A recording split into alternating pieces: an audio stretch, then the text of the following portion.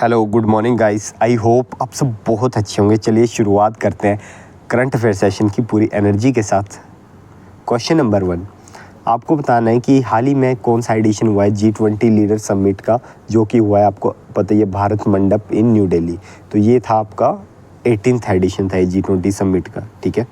और आपको बताइए कि प्राइम मिनिस्टर नरेंद्र मोदी जी ने वेलकम किया था वहाँ पे वर्ल्ड लीडर्स जितने भी आए थे।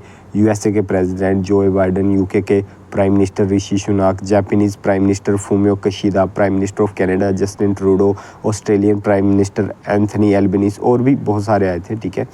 और इस जो ये G20 समिट हुई है, इसके लीडर कौन थे, किसने चेयर करी है? तो ये हमारे इंडियन प्राइम मिनिस्टर ने चेयर करी है, प्राइम मिनिस्टर नरेंद्र मोदी जी ने।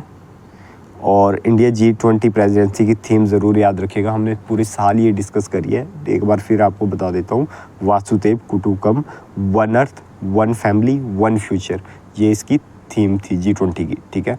और आपको पता है 9-10 सितंबर को G20 की समिट हुई है। और ये कोनाक व्हील रेप्लिका है, ठीक है, सर्व एज बैकड्रॉप, जहाँ पे प्राइम मिनिस्टर मोदी ने, जितने वर्ल्ड लीडर हैं, उन्हें वेलकम किया था। Recently which one become a permanent member of G20, ये बहुत इंपॉर्टेंट क्वेश्चन है, हो सकता है किसी भी एग्जाम में आपको देखने को मिल जाए। तो G20 की हाल ही में जो परमानेंट मेंबरशिप मिली है, और ये बहुत बड़ा चेंज है, ठीक है। G20 ग्रुप में अपने आप में बहुत हिस्टोरिकल चेंज आई है, और इंडिया की G20 प्रेसिडेंसी को भी याद रखा जाएगा, क्योंकि G20 की प्रेसिडेंसी के दौरान इंडिया ने अलाउ कर दिया है द अफ्रीकन यूनियन को परमानेंट मेंबर बनने के लिए, ठीक है। अब अफ्रीकन यूनियन भी G20 का परमानेंट मेंबर बन चुका है। So prime minister Narendra Modi ji ने इनवाइट किया था head of the African Union, जो कि है आजली असोमानी, ठीक है, to take a seat as a permanent member of the G20 as the first session of the G20 summit got underway in New Delhi. तो India ने propose किया था that African Union be granted permanent membership of G20 with sense of क्या, सबका साथ सबका विकास। और India की थीम ही है वासुदेव कुटुंबकम, तो जब हम सबको इंक्लूड नहीं करेंगे तो, है ना, उस थीम का क्या मतलब है। और G20 के बारे में भी थोड़ा बहुत जान लीजिए, आपके लिए बहुत इंपॉर्टेंट हो गया है G20 ग्रुप, क्योंकि इस साल इंडिया में मीटिंग हुई है। G20 को फॉर्म किया गया था 1999 में, ठीक है, इन दी बैक ड्रॉप ऑफ, क्योंकि उस टाइम फाइनेंशियल क्राइसिस चल रहे थे 90s में, कहाँ पे, ईस्ट एशिया और साउथ ईस्ट एशिया में, जहाँ हमारा इंडिया भी आता है। तो इसका एम क्या था, टू सिक्योर, ताकि ग्लोबल फाइनेंशियली स्टेबिलिटी आ सके पूरे वर्ल्ड में, जो भी मिडिल इनकम कंट्रीज़ है। तो ये टुगेदर, मतलब जितनी भी G20 कंट्री है, उनकी पॉपुलेशन 60% उनकी वर्ल्ड पॉपुलेशन है सिर्फ इन 20 कंट्री, 80% उनकी ग्लोबल GDP है, और 75% इनका ग्लोबल ट्रेड है।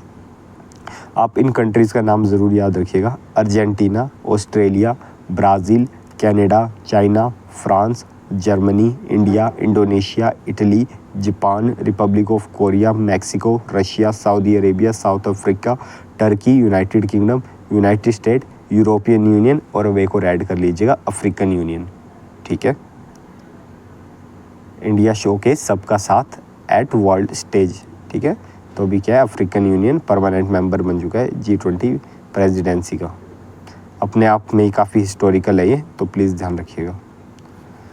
आपको बताना है कि कौन सी तारीख को इंडिया ने अनाउंस करा launch of a global biofuel alliance at the G20 summit in New Delhi. तो इंडिया ने 9 सितंबर को, ठीक है, ये अनाउंस करा था ग्लोबल बायोफ्यूल अलायंस। तो इस चीज़ को ध्यान रखिएगा। इसमें प्राइम मिनिस्टर नरेंद्र मोदी जी ने बताया कि ये इनिशिएटिव है एट ए ग्लोबल लेवल, कि इसमें क्या करना है कि जो इथेनॉल की ब्लेंडिंग है पेट्रोल पे, वो ले जानी है 20%। इंडिया खुद 10% पे अभी जा चुका है, और इंडिया कोशिश कर रहा है कि आने वाले थोड़े टाइम में, कुछ ईयर्स में, 20% तक लेके जाए इथेनॉल की ब्लेंडिंग को पेट्रोल में। इसके अलावा इंडिया, आपको पता है, EV भी बहुत एक तरह से लॉन्च कर रहा है, EV व्हीकल भी, है ना, लॉन्च कर रखा है इंडिया ने। सो वही चीज़ है। तो prime minister invited all the country to join the global biofuel alliance.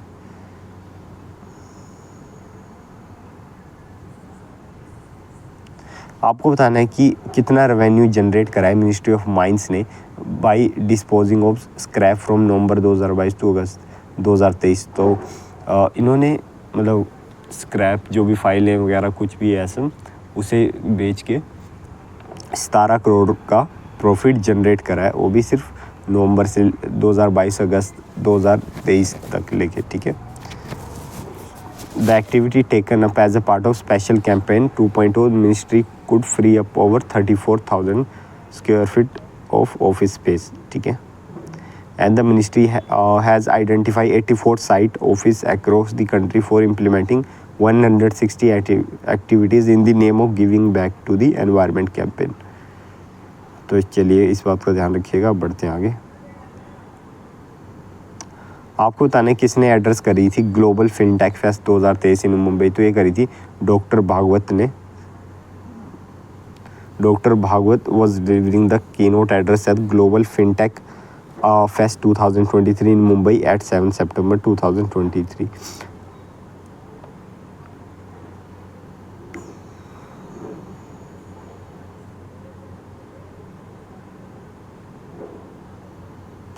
आपको बताना है कि कौन सी ऑर्गेनाइजेशन ने हाल ही में काफ़ी ज़्यादा launch several new payment option on the UPI platform, तो ये लॉन्च करें आपके एनपीसीआई ने, ठीक है। एनपीसीआई की फुल फॉर्म है national payment corporation of India, और एनपीसीआई ने लॉन्च करें हैं new payments option in the आपको the UPI system including conversational transaction.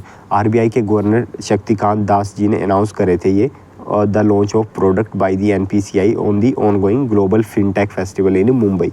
और एनपीसीआई ने पार्टनरशिप करी थी AI for Bharat at IIT Madras, ताकि वो कोड डेवलप कर सके हिंदी और इंग्लिश पेमेंट लैंग्वेज मॉडल्स, तो ध्यान रखिएगा।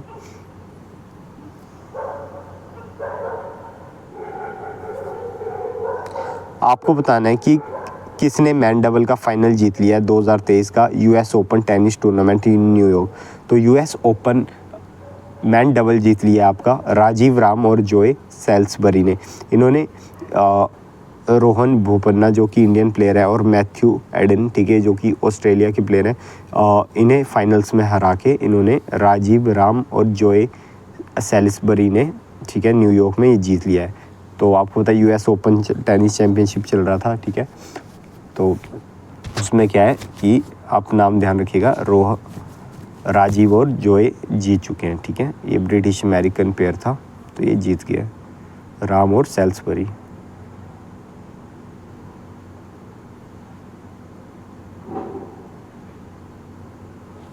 आपको बताना है कि फेज़ 2 ऑफ वरुण 23 कंडक्टेड। तो वरुण 2 जो एक्सरसाइज है वो कंडक्ट हुई है अरेबियन सी में, और ये इसका फेज़ 2 था। फेज़ 2 ऑफ 21st एडिशन, और एडिशन कौन था 21st edition of the Varun 23 bilateral exercise between India and French navy was conducted in the Arabian sea. Exercise was conducted over 3 days and witness joint operation underway replacement and various technical manoeuvres. जो इसका पहला phase हुआ था वरुण 2023 का, वो conduct हुआ था India's western seaboard from 16 to 20 जनवरी में ही हो गया था वरुण 2023, ठीक है। और अभी सेकंड फेज़ है, 21st एडिशन चल रहा है, और 1993 से ये एक्सरसाइज हो रही है, और इसका नाम वरुणा रखा गया था 2001 में, ठीक है। और फ्रांस की तो आपको कैपिटल पता ही है, पेरिस, करेंसी है यूरो। तो ध्यान रखिएगा, दिस इज़ 21st एडिशन, और ये फेज़ 2 था। वरुणा एक्सरसाइज होती है इंडियन नेवी और फ्रेंच नेवी के बीच।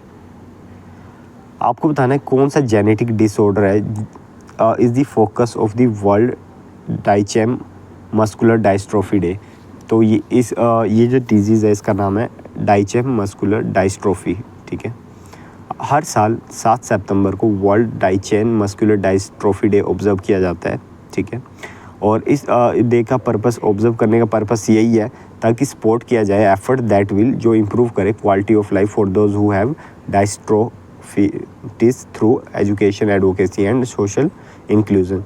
ये एक डीजनरेटिव इलनेस है, ठीक है, जिसे हम डाइचेम मस्कुलर डायस्ट्रोफी कहते हैं। इसमें क्या होता है कि हमारी जो मसल्स होती है ना, वो वीक होना शुरू हो जाती है ओवर द टाइम, और धीरे धीरे सारी बॉडी की मसल्स कमज़ोर होने लग जाती है। कहते हैं कि 1 in 5,000 boys are born with this condition. और ये किस कारण होता है, जो एक्स क्रोमोसोम में म्यूटेशंस हो जाती है, चेंजेस हो जाते हैं, उसके कारण ये होता है। ठीक है, पहले आपको चलने में प्रॉब्लम आती है, वॉकिंग में, फिर उसके बाद आपकी जो भी आप फंक्शन करते हैं हल्के फुल्के, उनमें प्रॉब्लम आने लगती है, और एट द एंड ब्रीदिंग में प्रॉब्लम आने लगती है, और हार्ट के फंक्शन में, क्योंकि आपको पता है कि हार्ट जो है हमारा वो भी एक मसल ही है। ठीक है, जो हार्ट पंप हो रहा है वो भी मसल ही है। सो इस बार की जो थीम थी वो थी डाइचेन ब्रेकिंग बैरियर्स। ठीक है, और इंडिया में बात करें तो department of empowerment of person with disability under the ministry of social justice and empowerment, government of India is the nodal body to look after all the development agenda of person with disability of the country. आपको बताना है कि कौन सी date को world physiotherapy day observe किया जाता है। तो ये हर साल सितंबर 8 को ऑब्जर्व किया जाता है, और 1996 से ही 8 सितंबर को वर्ल्ड फिजियोथेरेपी डे ऑब्जर्व किया जा रहा है। ठीक है, और a day is set aside to honour the establishment of profession in 1951। इस साल सितंबर 8 को world PT day focuses on arthritis delving into various form of inflammatory arthritis such as rheumatoid। ठीक है, तो इतना ध्यान रखिएगा, 8 सितंबर को हर साल वर्ल्ड फिजियोथेरेपी डे मनाया जाता है, और 7 सितंबर को world Duchenne dystrophy day. So I hope guys you like this lecture. मिलते हैं अपने नेक्स्ट करंट अफेयर सेशन में, तब तक टेक केयर।